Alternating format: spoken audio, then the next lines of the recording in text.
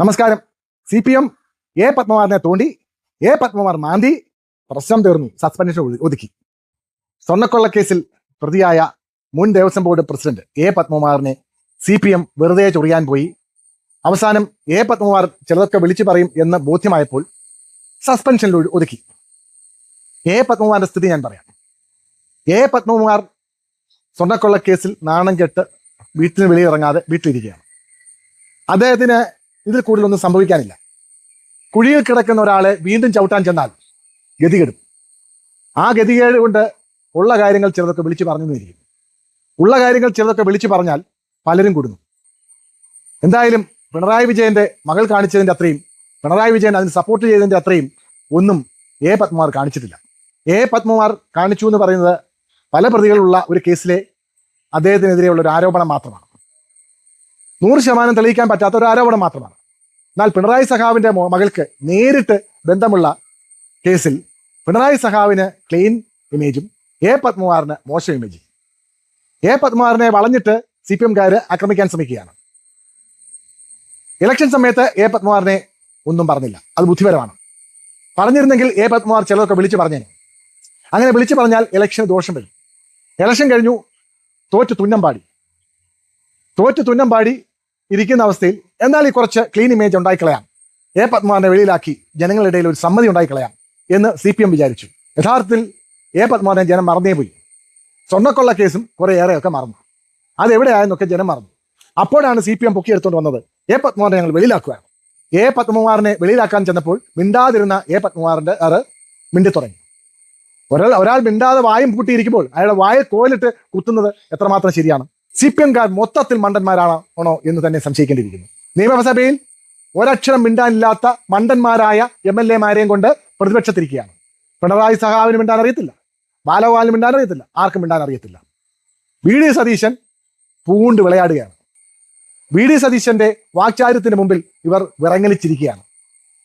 സുധാകരൻ പറഞ്ഞത് നനഞ്ഞ കോഴിയപ്പിലിരിക്കുകയാണെന്നാണ്. അത്രയ്ക്ക് ദയനീയമായ അവസ്ഥയിലാണ് CPM ഇപ്പോൾ പൊയ്ക്കൊണ്ടിരിക്കുന്നത്. ആ അവസ്ഥ പോകെ കൂട്ടിക്കൊണ്ടു വരുവാൻ വേണ്ടി CPM നേതാക്കൾ ആവും വിധം ശ്രമിക്കുന്നു. ഒരു കാര്യം ഞാൻ പറയാം, എ പത്മകുമാറിനെ ചൊറിയരുത്. എല്ലാം നഷ്ടപ്പെട്ടിരിക്കുന്നവന് ഇനിയൊന്നും നഷ്ടപ്പെടാനില്ല. അയാൾ പറയേണ്ടതെല്ലാം പറയും. പറയേണ്ടതെല്ലാം പറഞ്ഞാൽ പലരും കൊടുക്കും. എല്ലാം ഒന്നും അദ്ദേഹം പറഞ്ഞിട്ടില്ല, പറയും എന്നുള്ള ഒരു സൂചന കൊടുത്തു. സൂചന കൊടുത്തത് സ്വർണ്ണക്കൊള്ള കേസിനെ പറ്റിയേ പറഞ്ഞിട്ടില്ല. കാരണം അതിൽ അദ്ദേഹം പ്രതിയാണ്. പറഞ്ഞാൽ അത് അദ്ദേഹത്തിന് വിനയാകും എന്നുള്ളത് അദ്ദേഹത്തിനറിയാം. എങ്കിലും ചില കാര്യങ്ങൾ അന്വേഷണ ഏജൻസി അറിയിച്ചാൽ അദ്ദേഹം കുടുങ്ങാതെ തന്നെ മറ്റുള്ളവരെ കൊടുക്കാം. ആ സംഭവം ഉണ്ടായിരിക്കാൻ വേണ്ടിയാണ് CPMക്കാർ ഇലക്ഷന് മുമ്പും ഉണ്ടായിരുന്നത്. ഇലക്ഷൻ കഴിഞ്ഞെന്നാൽ മിണ്ടി തുടങ്ങിയപ്പോൾ എ പത്മകുമാർ വടിയെടുത്തപ്പോൾ സസ്പെൻഷൻ ഒതുക്കി. എ പത്മകുമാറിനെ വെളിയിലാക്കുകയായിരുന്നെങ്കിൽ അന്ന് വെളിയിലാക്കണമായിരുന്നു. ഇപ്പോഴെന്തിനാ വെളിയിലാക്കുന്നത്? എ പത്മകുമാറിനെ ഏതെങ്കിലും കേസിൽ ശിക്ഷിച്ചോ? ഇപ്പോൾ അന്വേഷണത്തിലിരിക്കുകയും അല്ലെ കുറ്റപത്രം സമർപ്പിക്കുകയും ഒക്കെ ചെയ്ത കേസല്ലേ? അത് കോടതി വിധിക്കണ്ടേ നിരപരാധിയാണോ കുറ്റവാളിയാണോ എന്ന്? അന്നും ഇന്നും സാഹചര്യം ഒന്നും മാറിയിട്ടില്ല. ഇലക്ഷന് മുമ്പുള്ള സാഹചര്യം തന്നെ ഇപ്പോഴും നിലനിൽക്കുന്നു. സാഹചര്യങ്ങളൊന്നും മാറിയിട്ടില്ല. കേസിന്റെ സ്ഥിതി മാറിയിട്ടില്ല. ഇപ്പോൾ ഒരു ഭൂതോദയമുണ്ടായി. എ പത്മകുമാറിനെ വെളിയിലാക്കാൻ ചെന്ന CPMകാർക്ക് അടി വാങ്ങിക്കും എന്ന് മനസ്സിലായി. അങ്ങനെ CPMകാർ സസ്പെൻഷൻ ഒതുക്കി എ പത്മകുമാറിന്റെ വായടയ്ക്കാൻ. എ പത്മകുമാറിനെ നിങ്ങൾ സൂക്ഷിക്കണം. അദ്ദേഹം വിളിച്ചു പറയും. അദ്ദേഹം വിളിച്ചു പറയുന്നവൻ തന്നെയാണ്.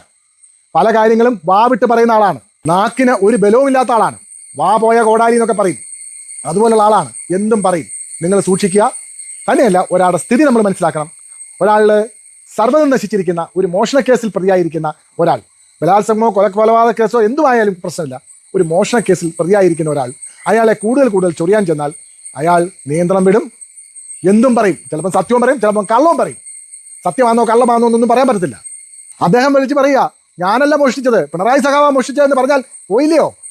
അയാളെ കൊണ്ട് കള്ളമോ സത്യമോ ഒന്നും പറയിപ്പിക്കാതിരിക്കുന്നതാണ് CPMന് നല്ലത്. CPMന്റെ ഏറ്റവും വലിയ ന്യൂനത എന്തെന്നാൽ ബുദ്ധിയുള്ള ഒറ്റയൊരുത്തൻ അതിലില്ല, ചിന്തിക്കുന്ന ഒറ്റയൊരുത്തൻ അതിലില്ല, കാര്യങ്ങൾ പഠിക്കുന്ന ഒറ്റയൊരുത്തൻ അതിലില്ല. കുറെ മണ്ടന്മാരുടെ കൂട്ടം, മണ്ടത്തരങ്ങൾ ചെയ്തു കൂട്ടുന്ന കൂട്ടം, അതാണ് CPM. പണ്ടൊക്കെ കമ്മ്യൂണിസ്റ്റുകാരൻ എന്നാൽ പഠിക്കുന്നവൻ, അറിയുന്നവൻ, വിവരമുള്ളവൻ, സഹജീവി സ്നേഹമുള്ളവൻ എന്നൊക്കെ ആയിരുന്നു പണ്ടൊക്കെ. ഇപ്പം കമ്മ്യൂണിസ്റ്റുകാർ നേരെ തിരിഞ്ഞു. ഒരു വിവരമില്ല, പുസ്തകം വായനയില്ല, അറിവില്ല, വിവരമില്ല, ബോധമില്ല, ഒന്നുമില്ല. കുറെ വിവരക്കേട് മാത്രം എഴുന്നള്ളിക്കുന്ന ഒരു പാർട്ടിയായി, ഒരു വർഗമായി കമ്മ്യൂണിസ്റ്റ് പാർട്ടി മാറി. ഒറ്റ ഒരാളുണ്ടോ ഈ നിയമസഭയിൽ പ്രതിപക്ഷത്തിരിക്കുന്ന ഒറ്റ ഒരാളുണ്ടോ നന്നായി ഒന്ന് സംസാരിക്കാൻ അറിയാവുന്നത്, നന്നായി ഒരു കാര്യം പ്രസന്റ് ചെയ്യാൻ അറിയാവുന്നത്? ഒറ്റയൊരുത്തിനില്ല. വി ഡി സതീശന്റെ മുമ്പിൽ പോയി മുട്ടുവിറക്കിയാണ് പിണറായി സഖാവ് ഉൾപ്പെടെ. പിണറായി സഖാവ് സത്യം പറഞ്ഞാൽ പ്രതിപക്ഷ നേതാവായി ഇരിക്കേണ്ടതല്ലായിരുന്നു. അദ്ദേഹം പിടിച്ചു വാങ്ങിക്കയറിയിരുന്നതാണ്. പ്രതിപക്ഷ നേതാവായിട്ട് ഇരിക്കുന്ന ഒരാൾ നന്നായി പ്രസന്റ് ചെയ്യണം. നന്നായി പ്രസന്റ് ചെയ്തില്ലെങ്കിൽ ഇത് ജനം കാണും. ജനം കണ്ടുകൊണ്ടിരിക്കുകയാണ് നിങ്ങളുടെ ഈ വിറയിൽ. ഞങ്ങൾക്ക് സഹതാപമാണ് നിങ്ങളോട്. നിങ്ങൾ തോറ്റതിലും വലിയ സഹതാപമാണ് ഇപ്പോൾ പ്രതിപക്ഷത്തിരുന്ന് ഈ വിറയ്ക്കുന്നത്. നാണം കെട്ടി നിൽക്കുകയാണ്. ഇതിലൊരു മാറ്റം വരുത്തണം. നല്ലൊരു പ്രതിപക്ഷമെങ്കിലും ആകണം. ശ്രമിക്കണം. നന്ദി, നമസ്കാരം.